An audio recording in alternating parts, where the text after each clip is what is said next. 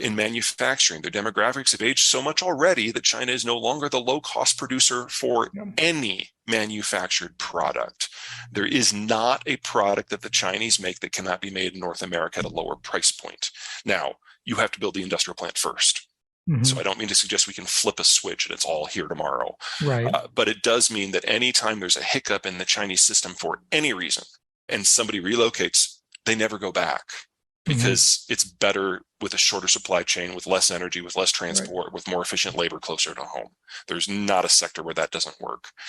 And then in terms of industrial commodities, kind of an echo of what's going on with energy markets, they have to get it from a half a world away. They can't go at it and get it themselves. They are completely dependent upon the globalized system as enforced by the American Navy. So any of these issues by themselves are country killers, independent of the demographic situation. Right. And in the short term, I think we're seeing the whole system go belly up.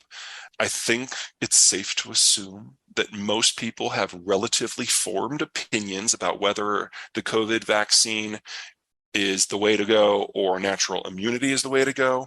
But I think if we're all really being honest with ourselves, we will admit that people on the other side of that divide have some relevant points that are worth discussing. And we certainly know that if you have both, you're in better shape. Neither of those are options in China. The Chinese vaccine doesn't work versus the Omicron variant, certainly not Omicron B. And because in many ways that the Chinese government was so successful at keeping COVID out these past 2 years, no one in China has natural immunity. So if they were to open up with Omicron B being the dominant strain, Omicron B is the most communicable virus we've ever faced, and it's the highest lethality rate of all of the COVID variants to date. If they just opened up, they'd have millions of deaths a month for at least 3 months. And in a one-man show government, that is how you bring the system down. So COVID lockdowns that affect entire cities, this is their only option for the foreseeable future. So Shanghai shut down on April 1, they reopened on June 1, they're in the process of locking down again already because Omicron is just so communicable. Masks don't stop it sufficiently.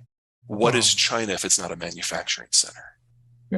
Because that's all they have left. And now that is leaving very, very quickly. I think Apple's the best example there. Apple is the American company that has ignored the writing on the wall the most. And every time there's been a health issue with COVID or a trade war with Trump or Bernie Sanders coming out and beating the trade drum, every time something has happened, an explosion of genocide in Xinjiang, the crackdowns in Hong Kong, they've ignored it and they've doubled down. So they are the American company most committed to China. Over 90% of their supply chains within China now. And as of last month, even they started looking for alternatives. Everyone is on their way out because China is no longer a reliable manufacturing partner. First of all, China does not have many dealings in Africa. They have some infrastructure that they've built. And they're they're doing a lot of loans there. Well, whenever you see the Chinese spending $12 billion on something that's only worth $3 or $4 billion, that's not investment. That's capital flight. That's some bureaucrat taking advantage of that hyper financialized system to get some out. So when it's his time to run for the door, he already has a nest egg. I'm just saying that it's not in anything that would broadly be considered sound investment.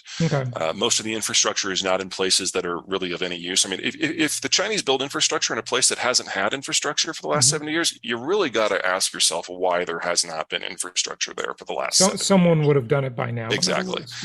Now they are investing in some resource production zones, absolutely, but again, they're overpaying for them. So the Chinese are doing no refining and they're doing no manufacturing in Africa. So they're actually not taking the African labor force and bringing it up a notch at all. And if they want unskilled labor, they've got that closer to home in a place like, say, Cambodia. So for Africa to kind of move up the ladder, they've got to be part of someone else's supply chain. They don't have the indigenous capacity, technology, and capital necessary to do it all by themselves.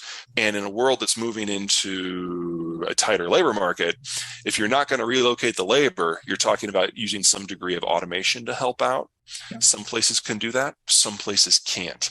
But it's difficult for me to see kind of a neo-colonial manufacturing system set up to tap unskilled labor on a different continent, especially a continent that has as riven geographically as Africa. So the basic transport issues are very, very difficult. It would be cheaper to do more automation in a closer economy. So in the case of Germany, that's probably going to be Poland. In the case of the United States, that's probably going to be Mexico and Colombia. In the case of China, that would probably be Southeast Asia. It is different and probably not in the way that most people are thinking. I'm not overly concerned about automation being a giant job destroyer. Remember, the Zoomers are the ones who are coming in, the smallest generation we've ever had, and they're not millennials, they're not social, they're antisocial, and they're very loyal workers. They're very nervous people because they were raised by Gen X to be told that the future was a dark place where you will have no power, because that's what it has been for us to this point. And because of that, they're very loyal workers. Once they get a job, they cling on to it like their life depends upon it. But they're antisocial. They want to work remotely, preferably in a closet, preferably coding. These are not line jobs. These are not public service jobs. This is a very specific subset. So, if you're in San Diego in San Jose and you need a bunch of coders, great. Your workforce is covered for the next 20 years. You need them for anything else? Yikes. So we are going to need automation, not just because we have fewer workers, but because the workforce of those fewer workers is very, very different from what we have had for the last 40 years. So we have to have it. On the flip side, automation is one of the most expensive things you can do. It's expensive to develop, to operationalize, to install, and people always forget about this step, the most expensive of all, to keep it updated. That takes capital. We're not going to have as much of that. So this wrestling over what little bits of capital are left is going to be huge. I would expect it to, yes. The places that can do it successfully or most successfully are going to be those places that do have a stronger capital base like the United States. I would also add in that in a world that deglobalizes, the idea of having a supply chain with 1,000 steps is kind of silly and honestly really dangerous. So you need shorter supply chains closer to the end consumer. I think COVID made us all realize that. Absolutely. I agree. But compared to what COVID has done, what's coming is a whole nother level in terms of intensity. Tell us about that. Well, when you're finished. But sure. So manufacturing, especially for things like electronics, it does best, it's most efficient when it can tap different wage levels and skill levels. So you do the low skilled stuff in one place and the high skilled stuff in one place. And for the last 25 years, that has made China very successful. They do the assembly, they do the low end, and they do it at scale. So they can then have the intermediate and the higher end parts elsewhere in East Asia or maybe even in North America. And there's a lot of back and forth, and the average manufactured product crosses a border at least 100 times. Even in automotive in the United States, if you're taking each individual piece, you're talking like 25,000, maybe 30,000 border crossings. It's massive. Oh my gosh. In the world we're moving to, that's going to be harder to do. But the United States has Mexico. So we've got 130 million Mexicans, 35 million northern Mexicans very proximate to the border, and we can still play in that old style manufacturing. At the same time, we have the best capital structure to bits and pieces moving into the new style. And the consumer base is right here, both in the United States and Mexico. So having that everything proximate and co-located, that's going to be kind of the big mix of factors that generate outsized success. You're not going to have that in Asia, because the consumption base is gone and the labor structure is now too expensive. And if you break down maritime transport safety, those border crossings are more difficult, because in the United States, it's a land border with a country we broadly trust. In East Asia, almost all of it is by sea, and the Chinese are making a point of being a bag of dicks at sea. So the very concept that you can have a maritime trading system in a country where China is either rising or falling is a bit of a reach.